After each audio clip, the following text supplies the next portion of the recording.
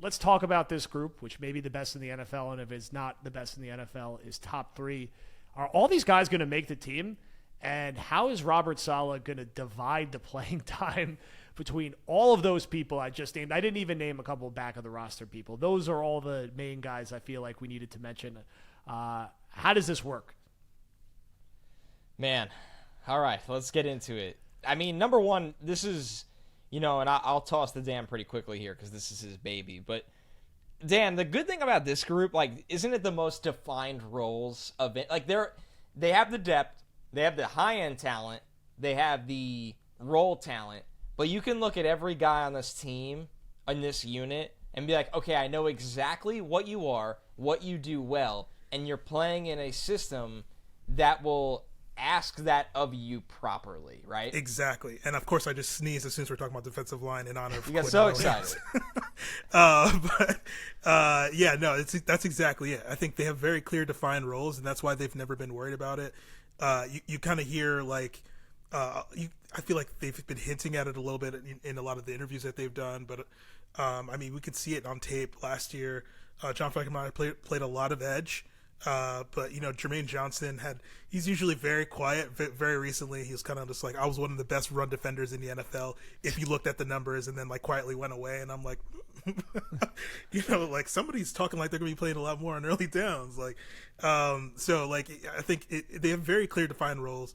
They know what's being asked of them. Bryce Huff knows what's going to be asked of him on passing downs. You know what I mean? Things like that. They make it very obvious what everybody's supposed to be doing, and the scheme itself, literally, when they're on the field, beyond just who's going to play when and things like that. When they're literally on the field and they're taking instruction, a lot of it is just cause havoc, pin your ears back, get in the backfield, slice through gaps, and I think that's why they love playing in it. But that's also why you don't hear a lot of conflict around what my role is going to be, who's going to do what, and things like that. They're all very comfortable, but they're all still very pissed off, which I like a lot as well. Like that. I'm with you. You just have veterans. I mean, Lawson, Franklin Myers, Quinnen. They're guys that you could ask a lot of, I think. And that's not even to mention now the additions of Al Woods and Quentin Jefferson, right? Who, played very defined roles in Seattle, but I think they come here, and those might even be sharper roles. So Quentin Jefferson is going to be in there as an interior pass rusher. Yep. Al Woods is a guy that you want to ask the 2 gap and take up a lot of space and clog lanes. I think it's amazing that we're here because we've lived in a world where, in not the best way, every single Jets first rounder has had to save the franchise. And we have finally gone the full scale opposite way, that nobody says a word about Will McDonald. It's not even... Will McDonald could not make one play this summer, and as long as everything else goes as expected, people will be like, whatever.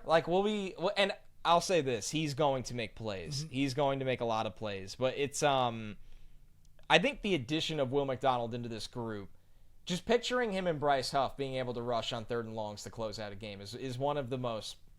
you look at McDonald, if you have your version of Randy Gregory and you have Bryce Huff across from him with Quentin Jefferson and Quentin Williams rushing on the interior, or keep JFM on the field, Ulbricht's sitting there with just so many cards in his hands, and he can play them however he wants, and that is a luxurious position to be in as a defensive coordinator. I love too that because if you think about a lot of other team setups, because of course you think about the Niners, you think about Nick Bosa, and you're just like, yes, one of the best players in the NFL, period, right? And he combines a lot of what's great about edge players in that he's strong enough to put up against the run, control tackles, stymie them, put them in their place, and then shed and make plays. And then in pass rush, of course, he's one of the best pass rushers in the NFL.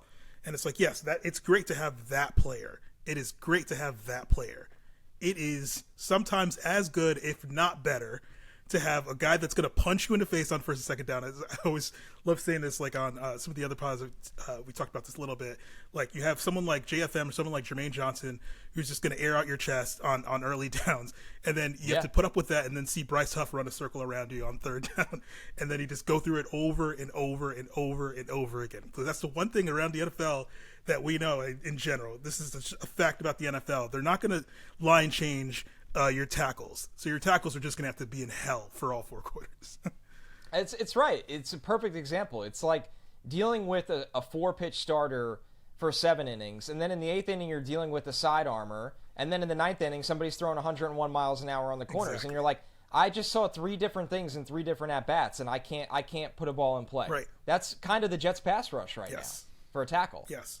This is very exciting. I'm very excited. I feel like this is going to be as much fun as we've had watching a Jets front since the 2009-2010. And that was different. It was like chaos with the blitzing, Rex just dropping bombs in the A gap, and people blitzing from all over the place. This is a different type of ability to get after the quarterback without needing to blitz.